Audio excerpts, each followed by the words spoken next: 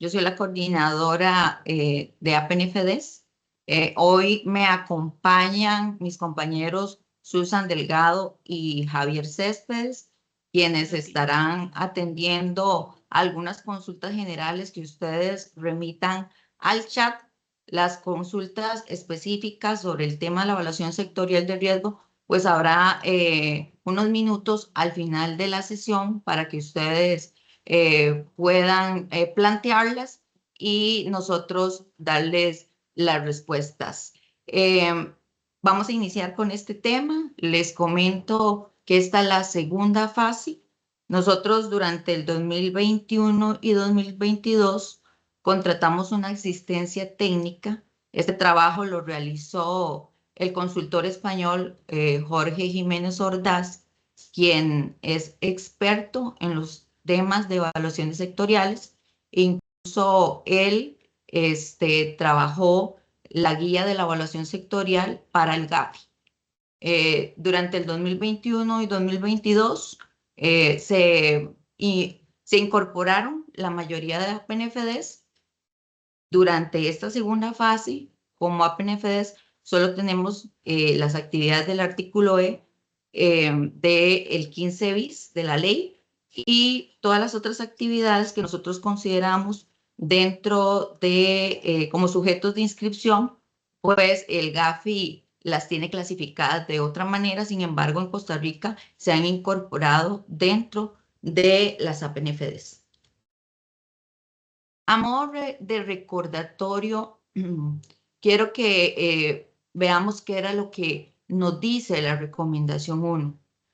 La recomendación 1 del GAFI invita a los países a identificar y evaluar los riesgos relacionados con el lavado de activos, financiamiento al terrorismo y financiamiento a la proliferación de armas de destrucción masiva. Este proceso en Costa Rica lo realiza el ICD. Para eso se reúne con los diferentes actores para tener ese mapa general de riesgos. A nivel sectorial, en cada uno de los países, depende de quién sea el regulador, es el que orquesta la evaluación de los sectores. En nuestro caso, al ser sujetos obligados que se deben de inscribir en su SUGEF, pues es nuestra labor llevar a cabo el proceso de esa identificación y comprensión de los riesgos para las APNFDs. ¿Y esto en qué nos contribuye? En tomar medidas proporcionales que van en línea con los riesgos identificados. Aquellas actividades que se distingan, que tienen un mayor riesgo, pues se le va a aplicar medidas un poco más rigurosas en cuanto a los temas de supervisión, y aquellas actividades que tienen riesgos relativamente más bajos, pues medidas simplificadas. Entonces, el país, a través de sus instituciones, tiene la obligación de realizar esta identificación.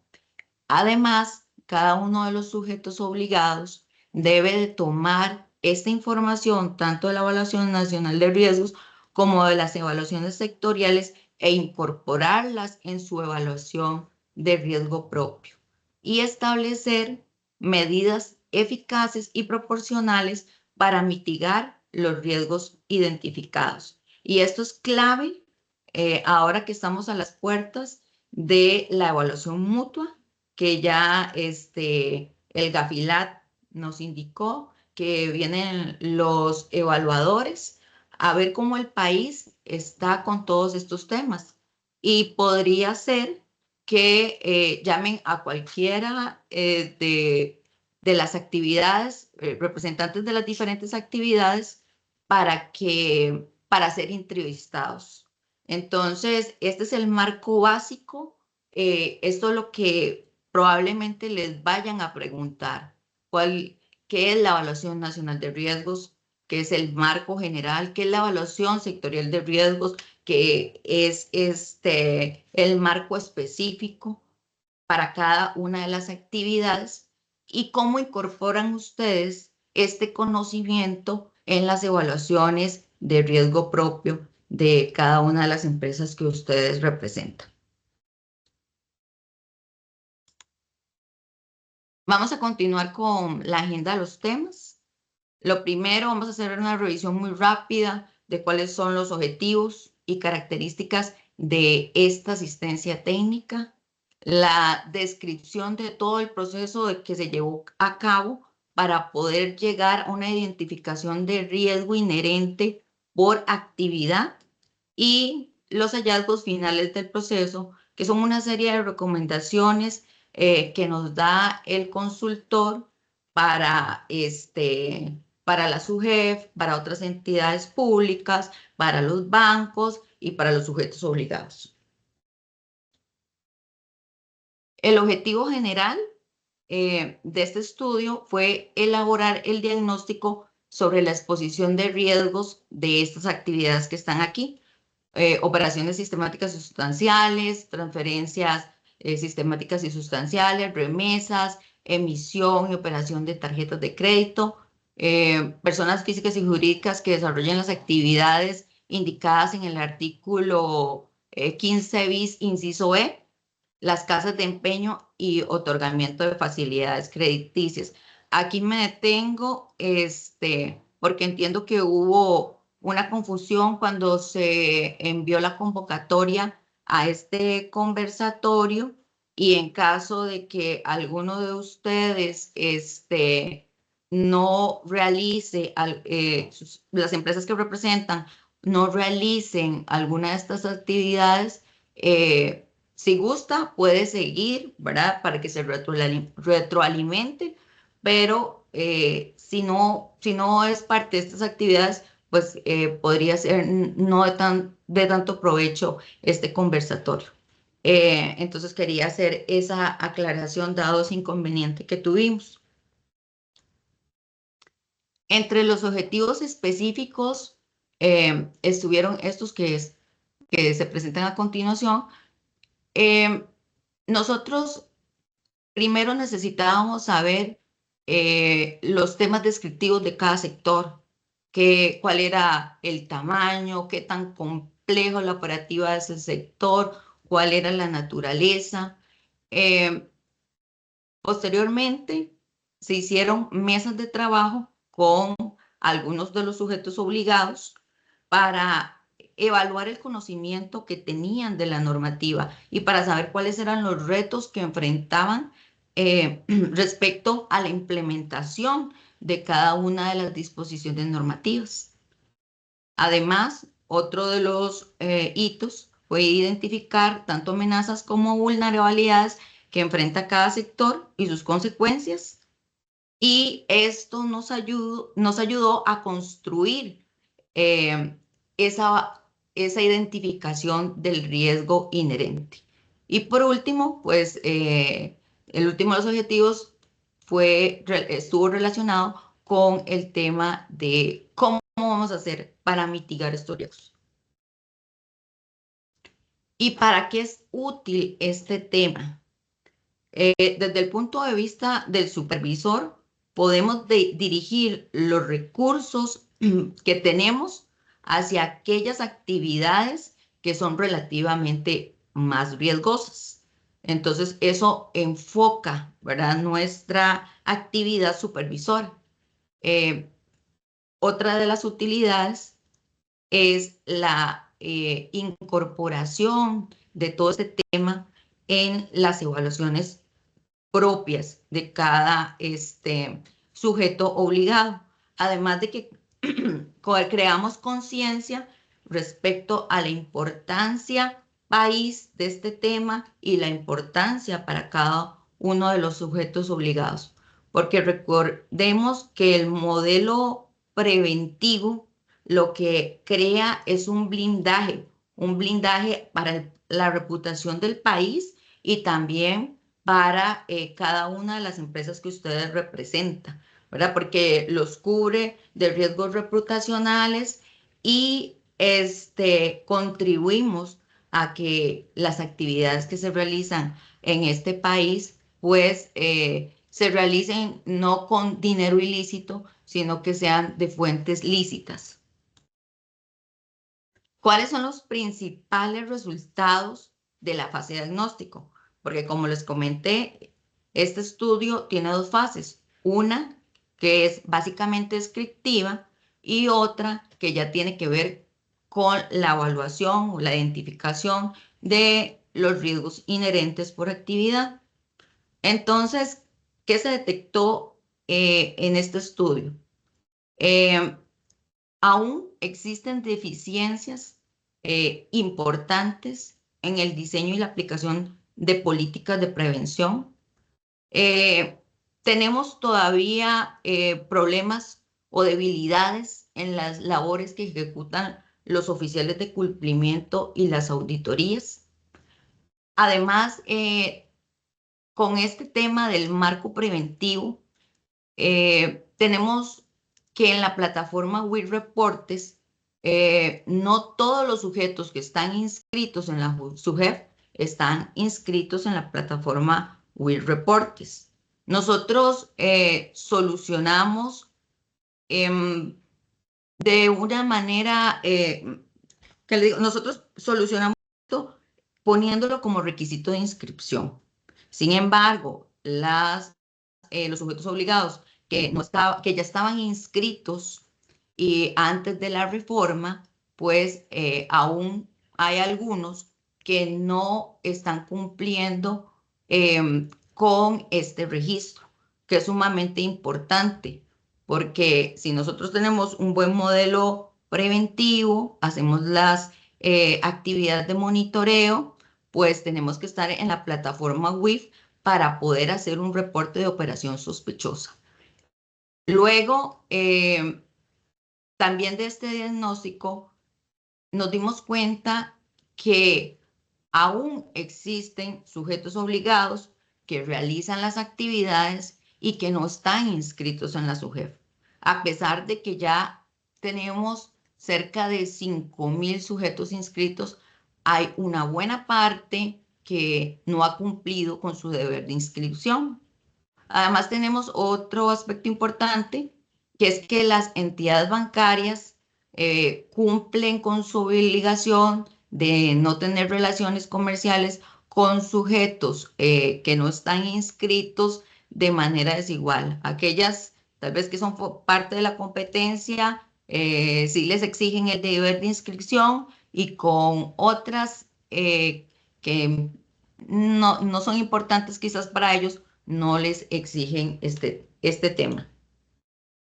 Con respecto al tema ya propio de la identificación del riesgo por actividad, se tomó para construir esto 4 insumos: información de bases de datos de SUGEF, los hallazgos de la Evaluación Nacional de Riesgos. Recordemos que esta Evaluación Nacional de Riesgos es del 2021 y se actualiza cada 5 años. Entonces, los datos que se tienen son para algunos sectores o actividades, no para todos. También se indagó sobre las tipologías nacionales, tuvimos reuniones con la Fiscalía, con el OIJ, con el Ministerio Público, para poder tener esta información, además de que se revisaron algunos papers sobre tipologías regionales. Y hubieron también una serie de hallazgos propios de este trabajo de asistencia técnica.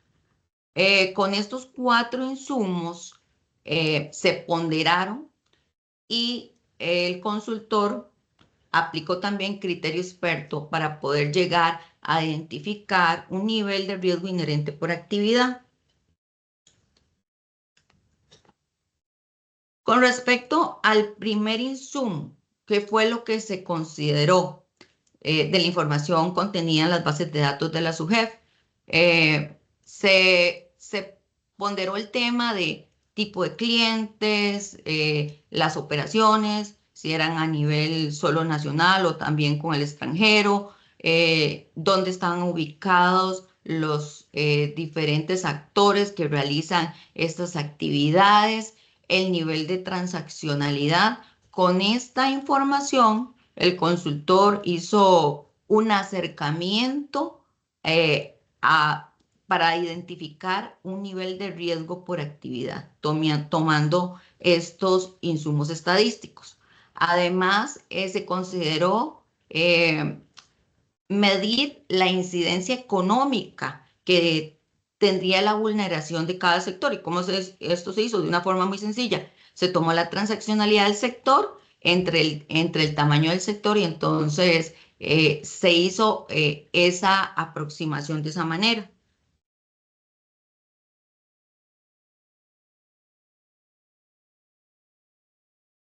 Con respecto a el segundo insumo, que tiene que ver con la evaluación nacional de riesgos, aquí de las 7 actividades que son objeto del estudio, en la evaluación nacional de riesgo se identifican como de riesgo alto a 3 actividades. Y se prenden focos rojos con respecto a estos temas. En el caso de remesas, sabemos que Costa Rica es un receptor de inmigrantes. Sin embargo, el estudio que se hizo nos está diciendo que los ingresos de dinero superan 4 veces las salidas de dinero, cuando lo que se esperaría es el flujo contrario. Entonces aquí nos está diciendo, aquí hay una alarma, tenemos que ponerle atención a este tema. Otro de los aspectos que señala la Evaluación Nacional de Riesgos es respecto a los países de origen y destino. ¿Verdad? Salen orígenes y destinos que tal vez no responden a esos temas migratorios y entonces hay que ponerle suficiente atención. Con respecto al tema de facilidades crediticias, también la Evaluación Nacional de Riesgos categoriza esta actividad como de riesgo alto. Y esto debido a la proliferación de empresas que otorgan crédito por medios online. Entonces, al no tener Costa Rica una ley para fintech, nos deja un vacío sobre la necesidad de adecuar la práctica de la debida diligencia a esta nueva forma de otorgamiento de crédito.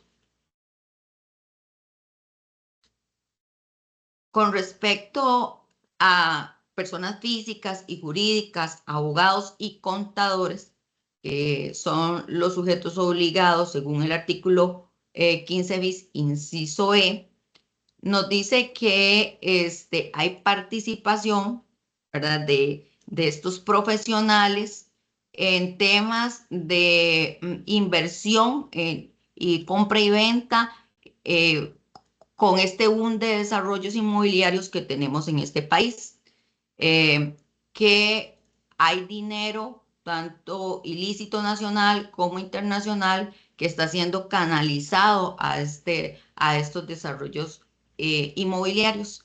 Y también nos dice que hay profesionales dedicados a generar una apariencia de legalidad que eluda toda sospecha de ilicitud de los fondos. Y bueno, ya conocemos que en Costa Rica hay una serie de noticias que están circulando con respecto a todos estos temas.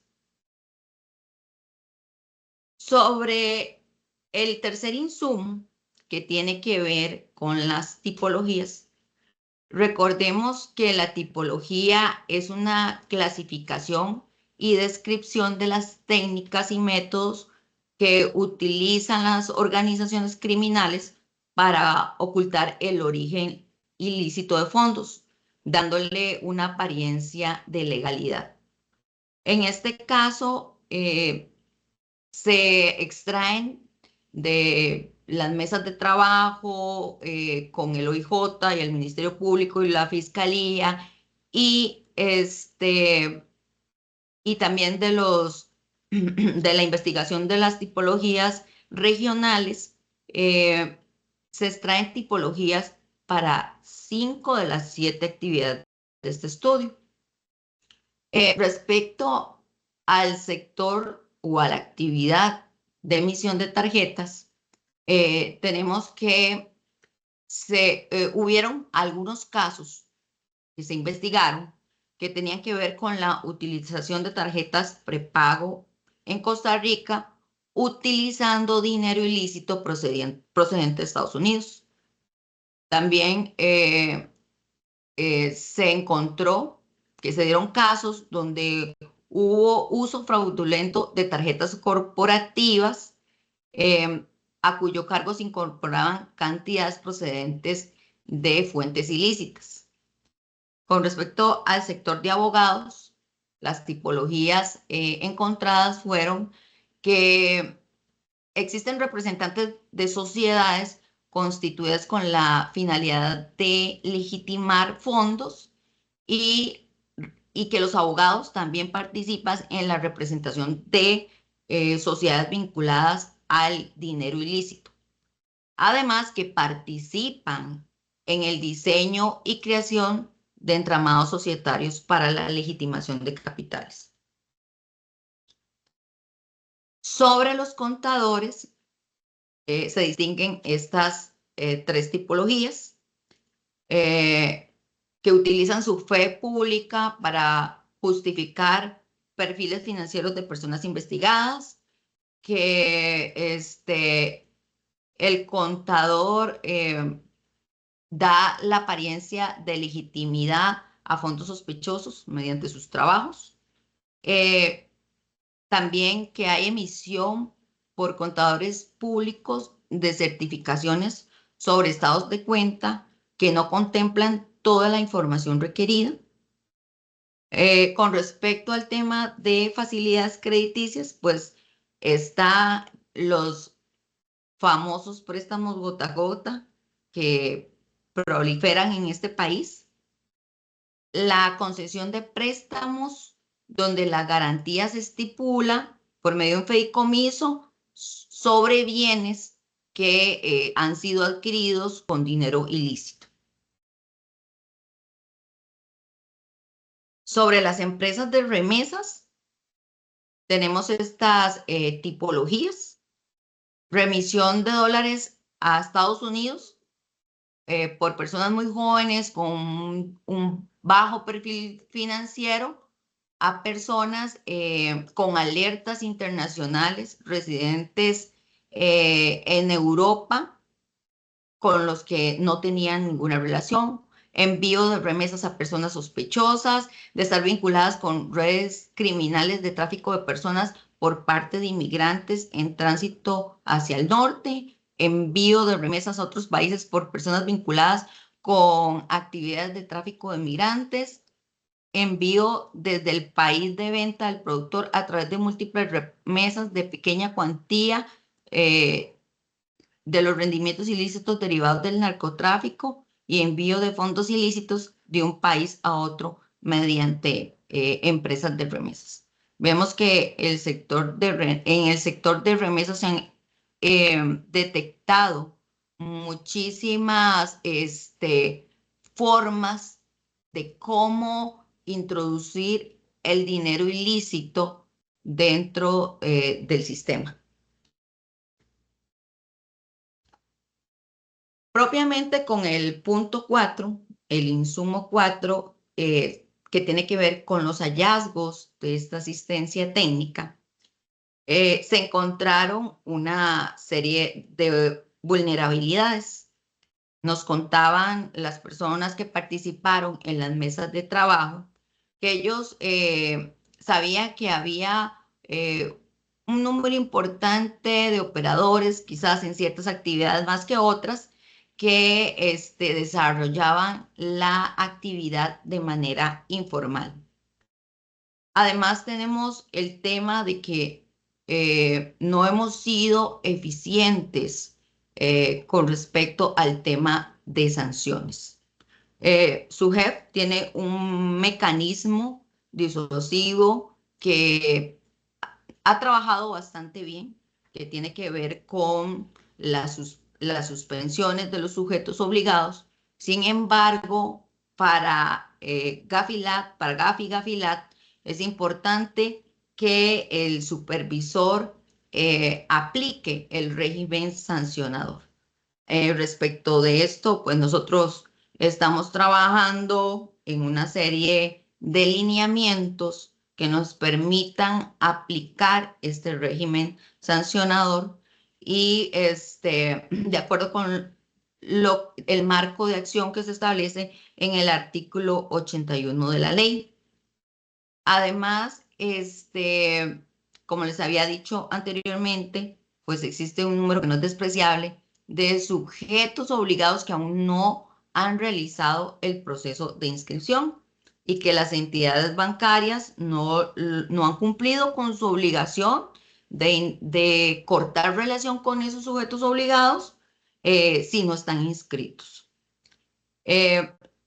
Además, bueno, se señala, como les dije al inicio, que hay muchos sujetos que están inscritos en la SUGEF, pero no se han dado de alta en la UIF. ¿Verdad? Que eso es uno de los pilares del esquema de prevención, es poder remitir a la UIF los reportes de operación sospechosa.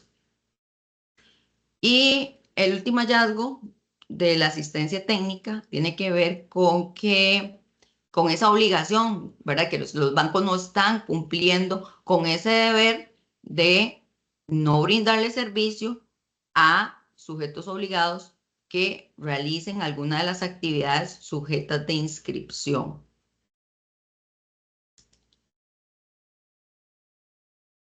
¿Y cómo se trabaja todo esto? Ahora, ¿cómo llegamos nosotros a la identificación por actividad? Se toman estos insumos que yo les indiqué, el tema de los insumos que se extrajeron de la base de datos de SUGEF, que se hizo una valoración de una categorización de riesgo a partir de esos datos. También se tomó el tema de la incidencia económica, las tipologías regionales, entre más tipologías nacionales o regionales tenía una actividad, pues era mayor el puntaje de riesgo. Además, tomamos la clasificación de riesgo otorgado en la Evaluación Nacional de Riesgo y la ponderación de todos esos factores unida con el criterio experto del consultor nos permitió acercarnos o identificar un nivel de riesgo inherente por actividad, que es el que a continuación vamos a ver. Entonces tenemos que los riesgos inherentes para cada una de las categorías, para las empresas de remesas es alto. Como vimos, hay muchas tipologías, hay muchas formas en que están siendo utilizados, en que los delincuentes están ingresando dinero ilícito a través de estas empresas. El tema de otorgamiento de facilidades crediticias está clasificado como medio alto. Ahí tenemos el problema en Costa Rica de esta gran cantidad de préstamos gota a gota. Abogados y contadores que, como vimos, están involucrados con temas de compra y venta de bienes inmuebles, desarrollos inmobiliarios y etcétera. Y ahí se identifica que hay flujos de dinero ilícito que se están manejando para esos sectores. Transferencias sistemáticas y sustanciales y emisión de tarjetas de crédito se clasificó como riesgo medio. Y los que tienen los menores riesgos son las casas de empeño y las operaciones sistemáticas y sustanciales de canje de dinero. ¿Y qué nos dice esto a nosotros? Bueno, a nosotros como supervisores nos prende una serie de alertas y entonces también nos dirige a que concentremos, no es que vayamos a dejar de lado la supervisión o el monitoreo de el resto de actividades, sino que vamos a intensificar la supervisión en aquellas actividades que son relativamente más riesgosas. De hecho, a mediano plazo, imagino que de aquí a 2 años, vamos a tener una 13-19 completamente distinta, ¿verdad? Más orientada a los temas de riesgo, con temas, como temas obligatorios y con temas deseables, y entonces la estructura con la que hemos venido supervisando hasta ahora la vamos a modificar, porque toda esta información que nosotros tenemos de la Evaluación Nacional de Riesgo, de la Evaluación Sectorial de Riesgo, todo el aprendizaje que hemos tenido como supervisores durante como unos 5 o 6 años, nos invita a hacer un cambio en el enfoque de supervisión y dirigir nuestros esfuerzos ya no digamos, necesariamente a los tipo 1, sino que nosotros tenemos que dirigir nuestros esfuerzos a aquellas actividades pilares del enfoque de prevención y a aquellas actividades relativamente más riesgosas.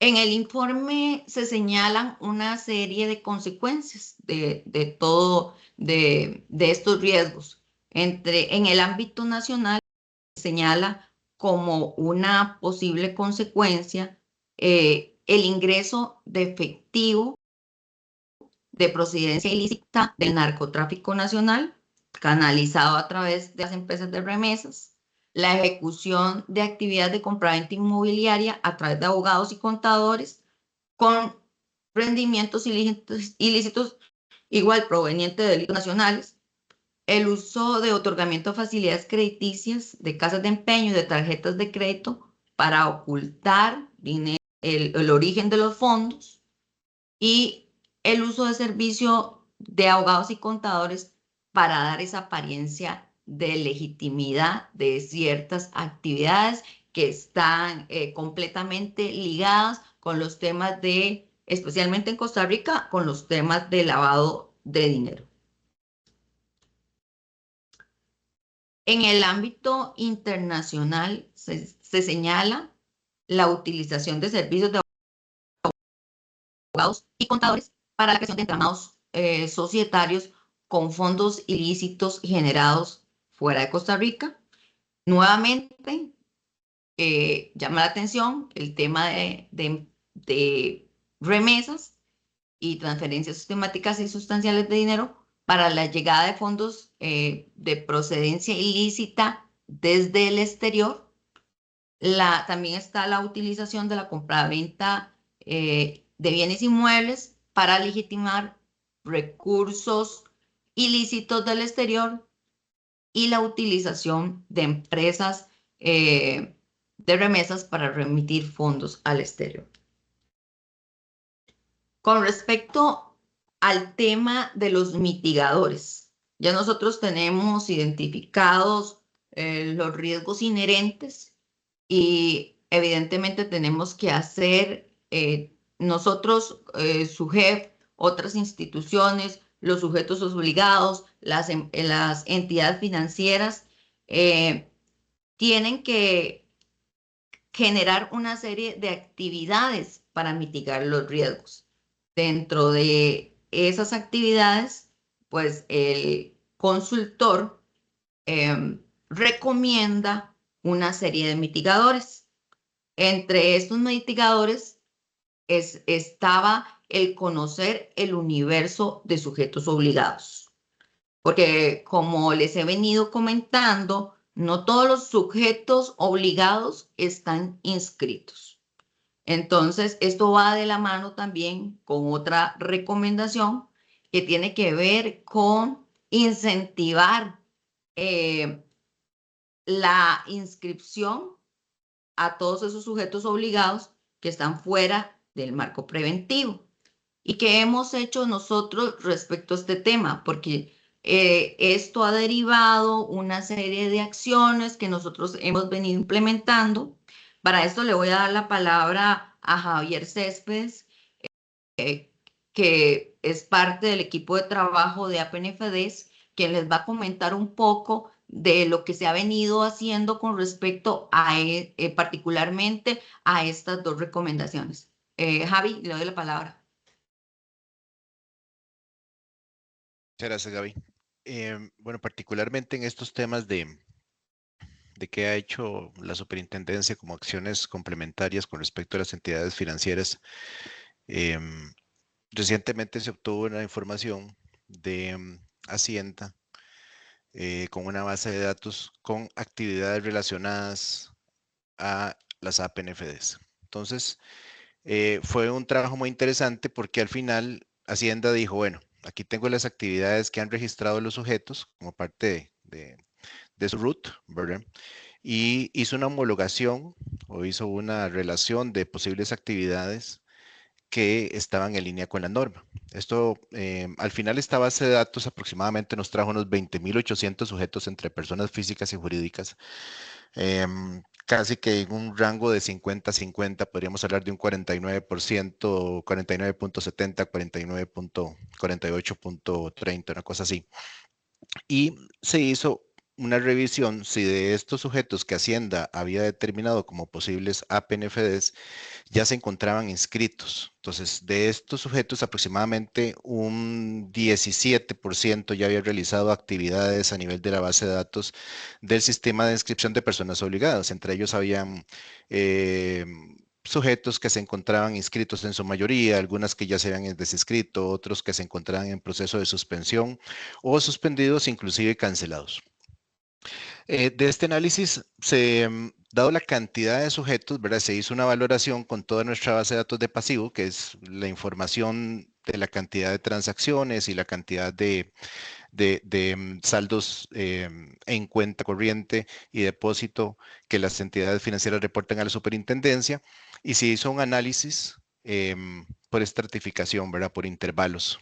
Se tomaron los intervalos más grandes, aquellos arriba entre 100 y 1.000 millones de colones y más allá de 1.000 millones de colones, encontrándonos aproximadamente unos 2.000, aproximadamente tal vez unos 2.500 sujetos, ¿verdad? Que sí estaban respondiendo a montos muy importantes, trascendentales diría yo, que estaban relacionados con la norma. Una vez que se pudo determinar estos sujetos, se hizo un análisis donde tenían sus cuentas bancarias, se solicitó a las entidades financieras donde estos sujetos tenían sus cuentas bancarias que revisaran si estos sujetos podían pertenecer o no a actividades de APNFD en función de lo que Hacienda nos había dicho, ¿verdad? Porque internacionalmente uno de los temas más importantes es que uno debería pensar que si un sujeto está inscrito en Hacienda por una actividad, por ejemplo, remesas de dinero o administración de fondos, esta misma actividad debería estar en el conozca a su cliente de la entidad financiera. Al final, sí, las entidades financieras lo que hicieron como parte de la debida diligencia o en algunos casos debida diligencia simplificada fue verificar esto con los mismos sujetos y bueno, en caso de que habían errores en Hacienda, entonces mandarlos a eliminar esa actividad a nivel de Hacienda. Y en otros casos, sí, la entidad financiera reconoció que los sujetos tenían que inscribirse. Entonces, aproximadamente de este análisis que se generó de parte de las entidades financieras, es aproximadamente unos 550 sujetos, ¿verdad? Estos 2.000 y resto de sujetos fueron los que se inscribieron. Entonces, como podemos ver aquí, bueno, esto es una acción muy, muy interesante porque al final nos demuestra primero que hay un proceso, ¿verdad?, que tiene que acoplarse en cuanto al tema de los debida diligencia y la relación que estos sujetos tienen en las actividades financieras y tributarias. O sea, ¿a qué me refiero esto? Y también trasladado a los temas de APNFDs. Cuando uno tiene un sujeto o un cliente, debería verificar no solamente que el sujeto le esté dando la información y que esta información concuerde, sino también que esta información de alguna forma está en línea con la parte fiscal del sujeto. Y en esto, revisando casos muy viejos, recuerdo un tema en México, ¿verdad? Cuando estuvo el tema de fideicomisos y temas de contratos escrow y otros, ¿verdad? Donde sí se dieron cuenta a nivel nacional de que había mucho lavado, ¿verdad? Siendo utilizado en fideicomisos y en escrow y administración, ¿verdad? Y comenzaron a verificar si estos sujetos que estaban ya reportados a nivel de los ROS nacionales estaban inscritos o no. Entonces, estaban inscritos digamos, en el régimen hacendario de ese país y se dieron cuenta que no. Entonces, estas acciones son muy importantes, ¿verdad? Precisamente para que las personas que tengan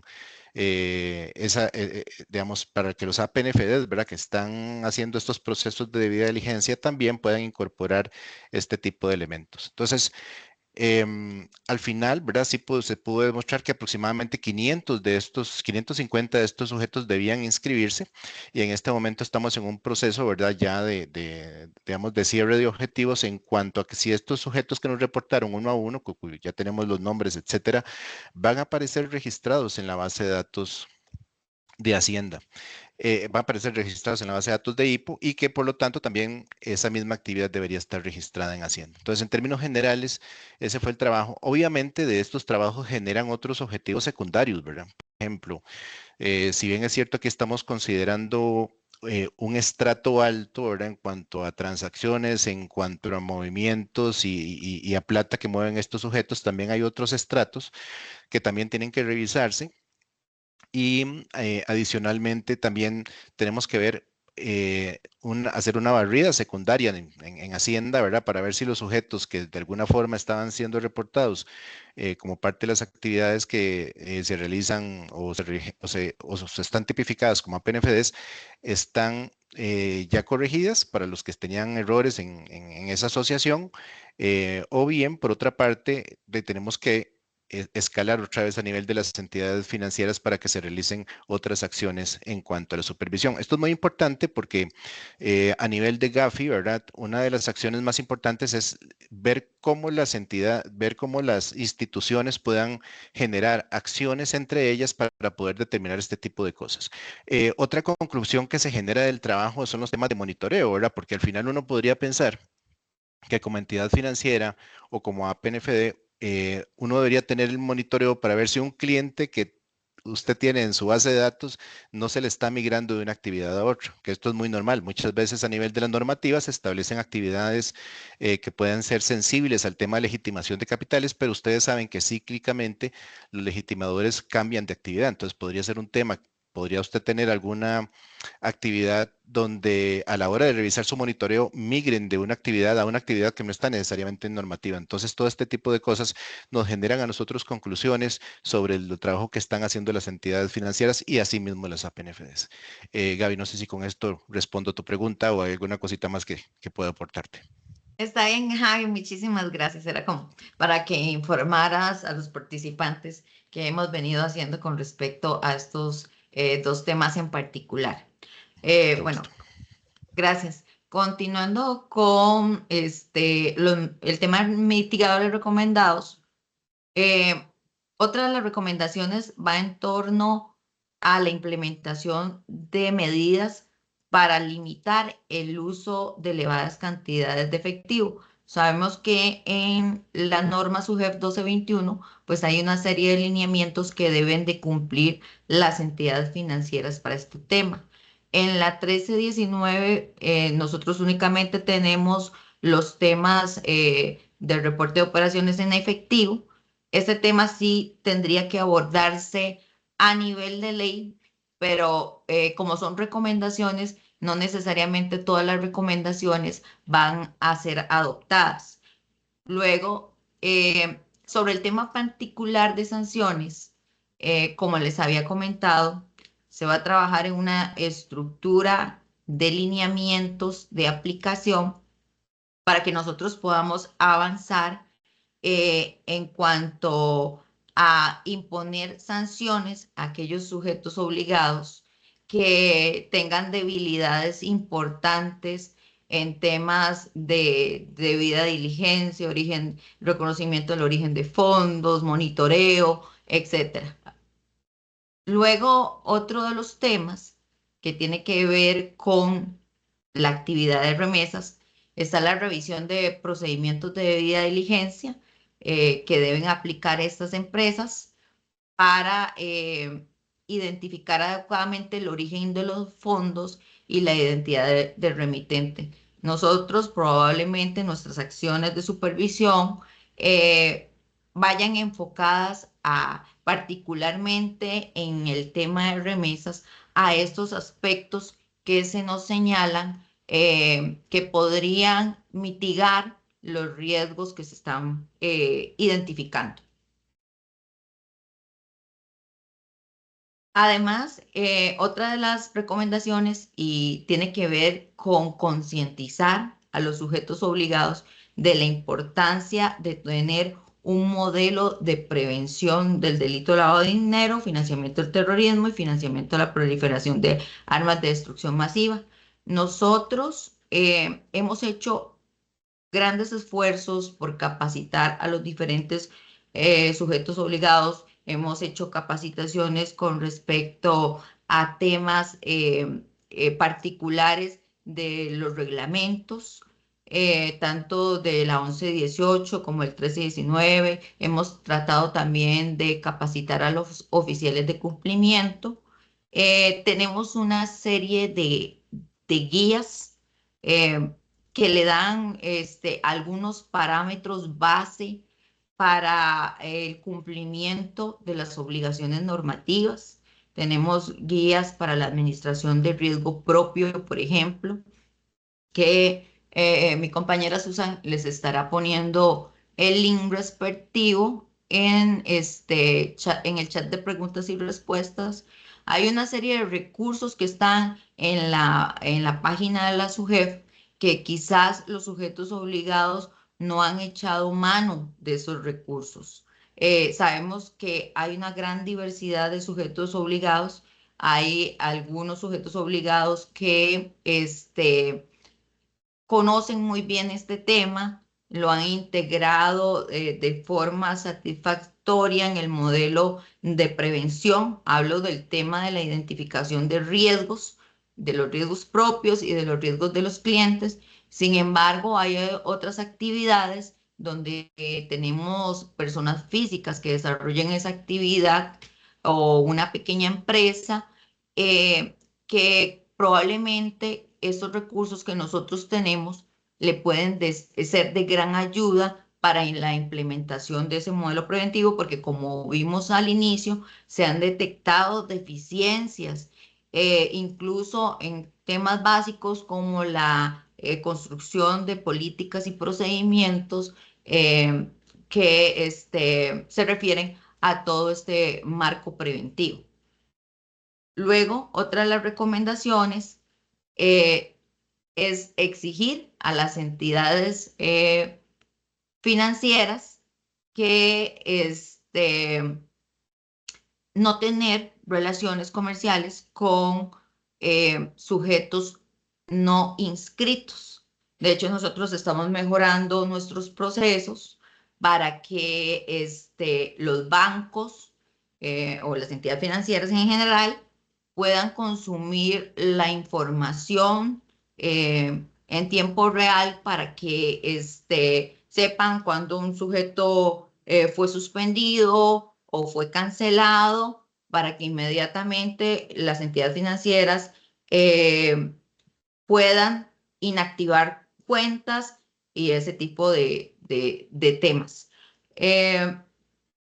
Esto lo estamos trabajando, no es que está implementado. Lo que tenemos implementado es una consulta pública a nivel de la web donde usted se mete uno y busca específicamente un sujeto obligado en particular, ¿verdad? Pero bueno, todo el avance tecnológico nos va a permitir trabajar más de la mano con las entidades financieras, además de que se le van a dar un poco más de obligaciones a las entidades financieras porque ustedes son clientes de entidades financieras. También ustedes como APNFDs si tienen un cliente que a su vez es APNFDs, tienen la obligación de no tener relaciones comerciales con ese cliente si no está inscrito.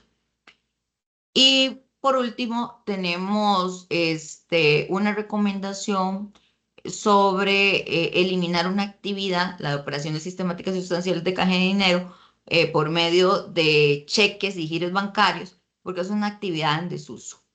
Entonces, este es el marco general de recomendaciones. Hay otras recomendaciones eh, que fueron dirigidas al Ministerio Público, al ICD. Esas otras recomendaciones, pues, son particulares de cada una de esas instituciones. Eh, Fueron informadas de cuáles eran las recomendaciones y ellos tienen que tomar los planes de acción respectivos. Pero respecto a las que nosotros podemos tener un poco de acción o implementar acciones efectivas, son estas que les comento. Ahora, me gustaría que hagamos una pequeña dinámica. Tenemos aquí la pregunta de cuál es la principal actividad que realiza su organización. Me gustaría que escaneen el código QR y puedan responder a estas preguntas.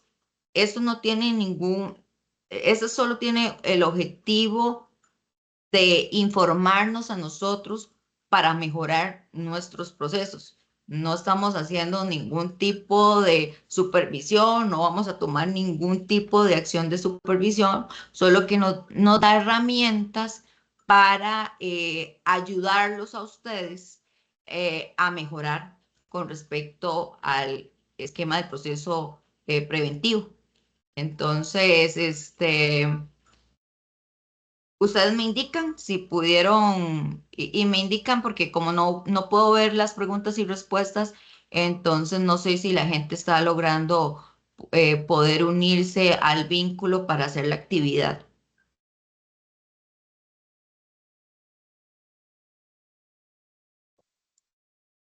Javier o Susan, que me indiquen si alguien tiene problemas o si pueden hacerlo. Por favor, indiquen si pueden ingresar.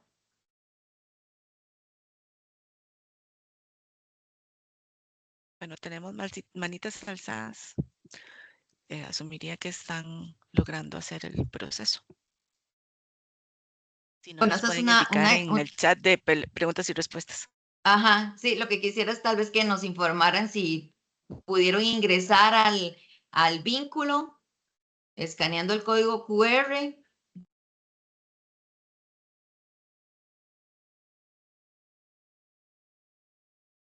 Y bueno, la actividad es bastante sencilla, simplemente identificamos cuál es la actividad de su organización.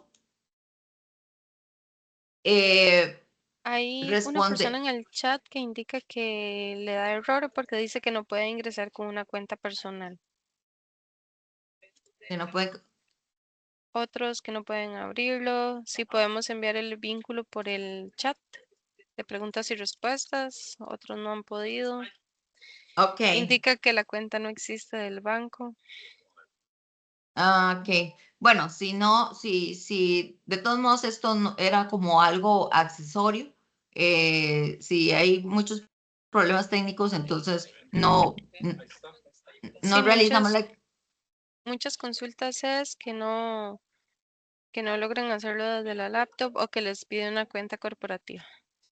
ok, bueno, está bien, entonces abortemos esta misión, además de que solo tenía fines de hacer un sondeo muy práctico, tal vez el objetivo principal de esta actividad era conocer, bueno, podemos verlas, quizás podrían responder por el chat también, eh, era conocer este tema, si la organización o la empresa que ustedes representan tiene una evaluación de riesgo propio actualizada, si han incorporado el tema de la evaluación nacional de riesgo en esa evaluación de riesgo propio, o si más bien sienten la necesidad que deben de recibir procesos de capacitación por parte de su jefe o la implementación de algunas guías por sector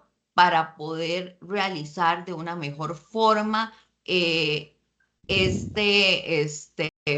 evaluación.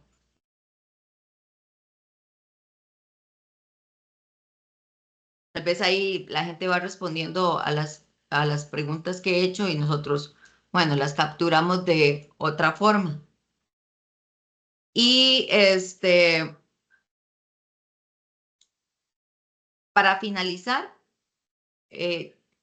traigo esta reflexión respecto a que aplicar un marco normativo, un marco preventivo coherente y proporcional a los riesgos de lavado de activos, financiamiento del terrorismo y financiamiento de la proliferación no es solo una obligación técnica, no solo viene de una recomendación, básicamente es un compromiso con la integridad de nuestro país, con la estabilidad del sistema financiero y es responsabilidad de cada uno de los sujetos obligados en la protección del bien común.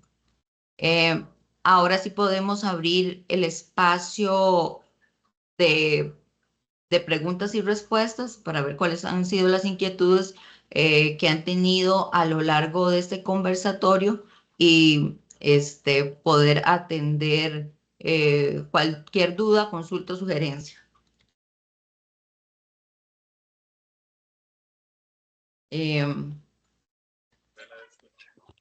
Bueno, tenemos dos preguntas en el chat que se va a dar la oportunidad de contestarlas ahorita.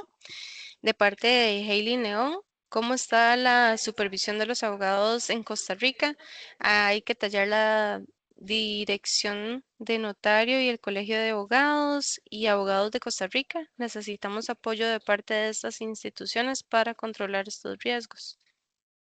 Sí, efectivamente, la Dirección Nacional de Notariado, que ha estado un poco rezagada con respecto a este tema de incentivar el modelo de prevención entre sus agremiados, está haciendo esfuerzos importantes. Nosotros hemos participado en charlas con el Colegio de Contadores y Abogados, donde también se va a hacer un esfuerzo por parte de ellos para no solo incentivar la inscripción, sino también dar capacitación a los profesionales, sean tanto abogados como contadores, para que tengan mecanismos para prevenir estos riesgos, ¿verdad? Pero como les comento, al ser tantas actividades, nosotros hemos ido poco a poco colaborando con, digamos, con el ICD, con los colegios de profesionales y etcétera, para tener una estrategia en conjunto y tratar de ayudarnos en este proceso, ¿verdad? Porque probablemente para algunos profesionales todo este tema sea muy nuevo, no está incorporado dentro de su estructura de trabajo y pues esto es un tema básicamente de cultura. Nosotros tratamos de generar cultura con este tipo de espacios y también estamos haciendo esfuerzos, como les digo, colaborativos con otras organizaciones para poder ayudarlos a que implementen de forma satisfactoria este marco preventivo. No sé si con eso le respondo su consulta, si no, nos lo indica el chat, ¿cuál sería la siguiente consulta?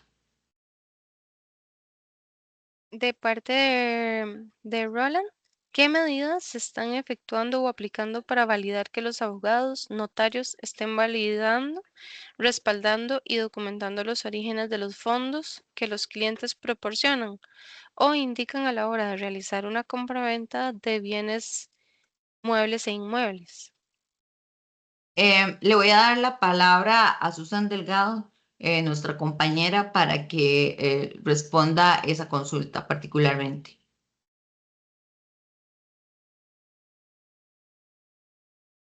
Un segundito. Bueno, vamos a ver. Hay medidas que nosotros implementamos desde el proceso de supervisión o desde el proceso de monitoreo, las que aplican directamente a la superintendencia. Nosotros hacemos validación de todo lo que es la aplicación de los procesos de debida diligencia y conocimiento del cliente, hacemos la validación de los procesos de monitoreo y alertas, pues que además nos ayuda a valorar y a validar todo lo que es la documentación relacionada con las transacciones y con los expedientes. También no solo la superintendencia realiza este tipo de procesos, sino que también es gran parte de responsabilidad de las entidades financieras, por cuanto muchos de estos dineros fluyen a través de las cuentas bancarias. Aunque sean clientes o aunque sean sujetos a PNFDs, sus clientes depositan los dineros pues en sus cuentas donde manejan la actividad comercial.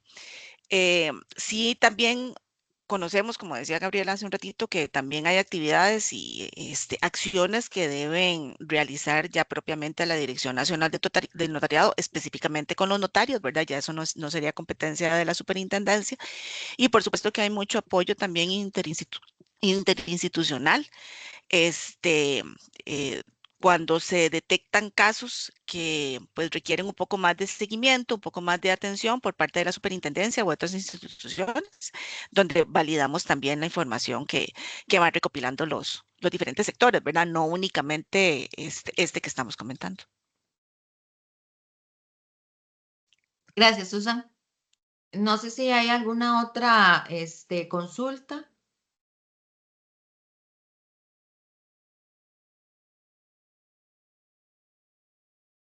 Me Elizabeth. comentaron, Ujú.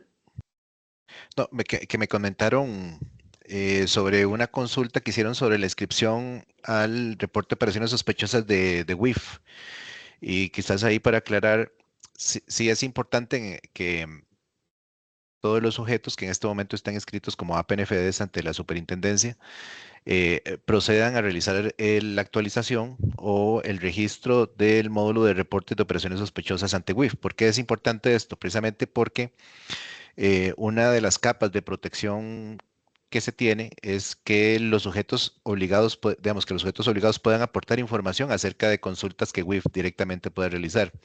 Y en este sentido, o la modificación que se realizó al acuerdo 1118, que es el proceso de inscripción, es que los sujetos obligados estén inscritos a nivel de WIF.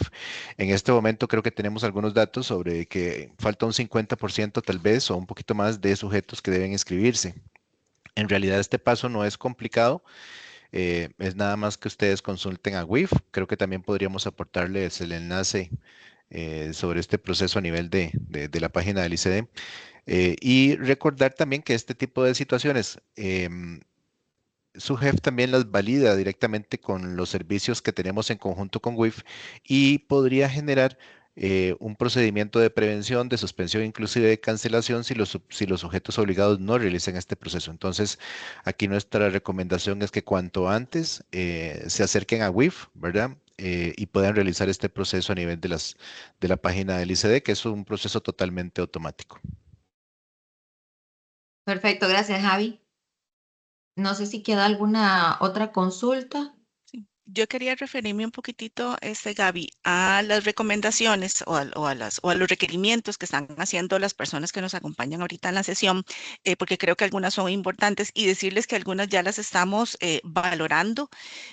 Por ejemplo, sí hace mucho referencia a la necesidad de los procesos de capacitación Ya hemos tenido muchos procesos a lo largo de estos 5 años prácticamente en temas de los reglamentos, en temas de algunas de las plataformas. Muchos de estos procesos cuentan con manuales y las capacitaciones están grabadas y están disponibles en el portal de la superintendencia.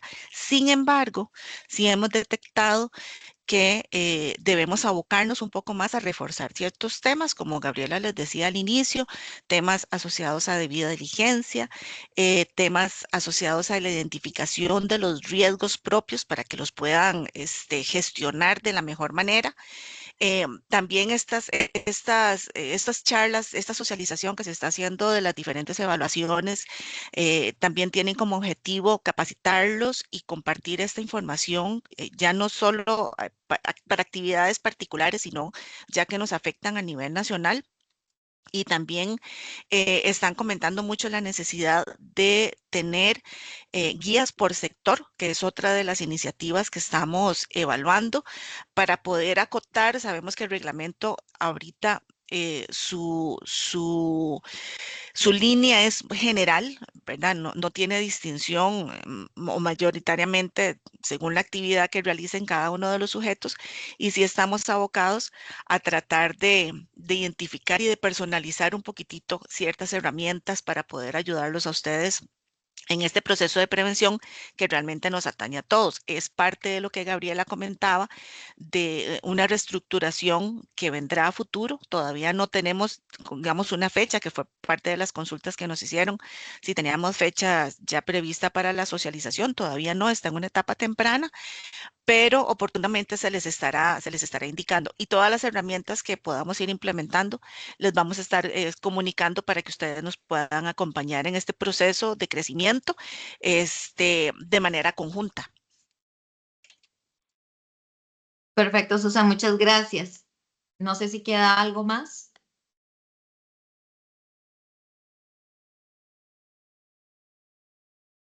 Ya se les Bueno, compartió, perdón, en el espacio de preguntas, el número de teléfono para atender las consultas y el correo, ¿verdad? Como ustedes sabrán, estos se van atendiendo pues conforme van ingresando. Realmente a veces son bastante las consultas, y ya les voy a copiar los enlaces donde pueden ubicar las guías que tenemos disponibles en este momento. sí, que es Inclusive sumamente les voy a importante. copiar los enlaces de las evaluaciones. Sí, muchas gracias, Susan. Sí, es sumamente importante que aprovechen estos recursos que tenemos desde hace mucho tiempo colgados en la página web. Todas las capacitaciones, como lo indicó Susan, están ahí para que ustedes las consulten, se pueden acercar a nosotros, se pueden unir en gremio y presentar la necesidad ante la superintendencia de que necesitan una capacitación respecto a algún tema en particular, y nosotros pues valoraremos la atención de la necesidad de acuerdo con el personal disponible y el tiempo, pero nosotros estamos comprometidos en ayudarlos a que la implementación de las medidas preventivas se haga de forma eficiente. Sabemos que hay todo un tema de cultura de por medio que nosotros hemos tratado de ir interiorizando en los sujetos obligados. Nos falta camino por recorrer. Esto es un proceso de aprendizaje tanto para ustedes que no habían estado sujetos a un marco de regulatorio y de supervisión como para nosotros. Así que acérquensenos, esa es la invitación a que se acerquen a la superintendencia. Nosotros no solo estamos para llevar a cabo procesos de supervisión, prevenciones, suspensiones, cancelaciones, sino también para aportarles a ustedes, ser una ayuda para que este trabajo en conjunto logre su objetivo. Y bueno, agradecerles por la participación que han tenido. Espero que les haya sido de mucho provecho esta información que compartimos el día de hoy. La presentación estará siendo colgada en la página web de la SUGEF, así como un resumen ejecutivo de este estudio. Entonces, que tengan un buen resto de día y bueno, muchas gracias por la atención y por la participación. Bueno, no sé si Susan, perdón, quería compartir una última consulta. De igual manera, en el chat de preguntas y respuestas se han compartido varios enlaces de los manuales, de las evaluaciones nacionales, todo lo que se ha estado compartiendo desde la fase 1 y demás. También recalcar, exacto, que se va a estar compartiendo la reunión por medio de YouTube. Por lo general se comparte por ese medio y se les estaría compartiendo el enlace.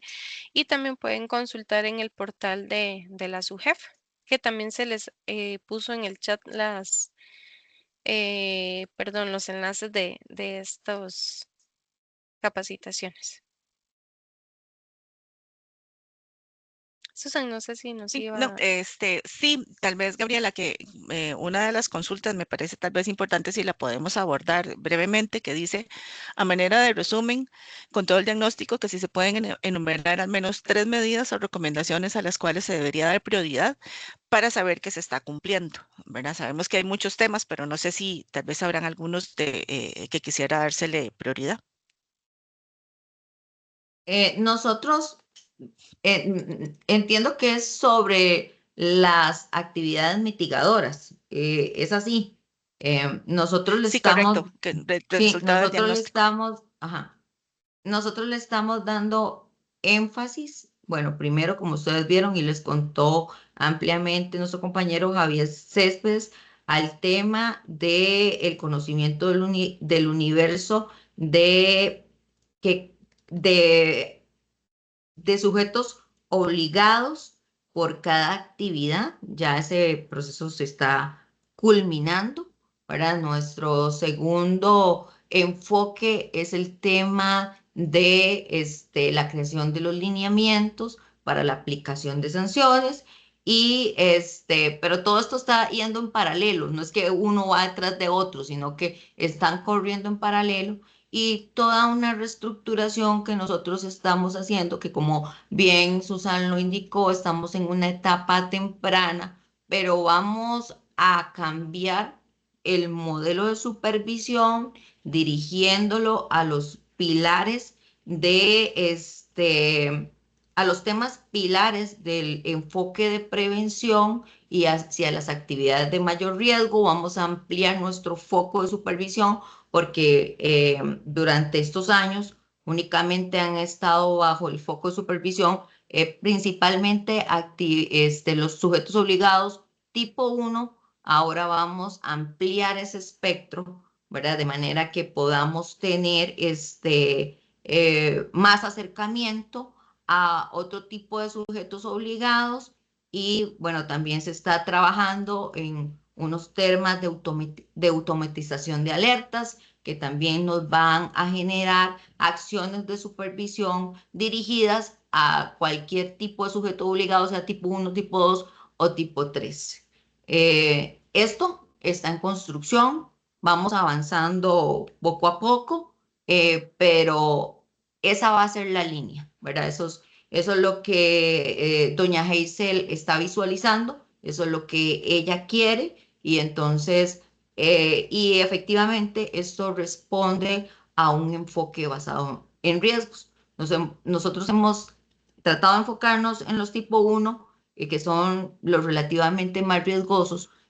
Sin embargo, necesitamos ampliar ese espectro de supervisión que en eso estamos trabajando. Entonces, eso serían como las tres de las recomendaciones, las tres a las que le estamos poniendo muchas ganas. Y ahora sí, yo creo que, bueno, para no extendernos más, muchas gracias a todos y cualquier consulta, me imagino que los compañeros pusieron cuál es la dirección a la que la pueden remitir.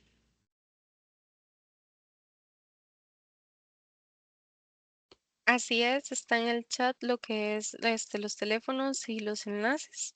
El teléfono al que pueden hacer las consultas, 2243-4848. También por medio de la dirección de correo electrónico de artículo 15 bis, crm@sujef.fi.cr está en el chat, lo pueden consultar o en el portal de Sujef. Gracias, Elizabeth. Bueno, Mucho hasta gusto. luego. Gracias. Muchas Buen día. gracias, buen día. Hasta luego. Hasta luego.